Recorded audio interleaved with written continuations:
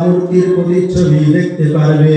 ওয়ালিসাহিবিন নারি নারুহু, আর যারা দুনিয়ার বুকে অগ্নির পূজা করত, আগুনের পূজা করত, তারা হাশরের ময়দানে একটি আগুনের প্রতিচ্ছবি দেখতে পারবে।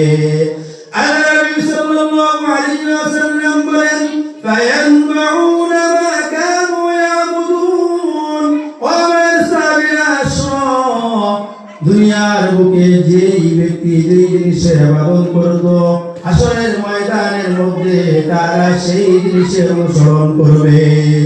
অর্থাৎ যারা খ্রিস্টান ছিল তারা ক্রুশের প্রতিচ্ছবি দেখতে পেয়ে তারা ক্রুশের পাশে গিয়ে দাঁড়াবে, যারা মূর্তি পূজা করত তারা গিয়ে মূর্তির পাশে দাঁড়াবে, যারা অগ্নির পূজা করত তারা অগ্নির পাশে গিয়ে দাঁড়াবে।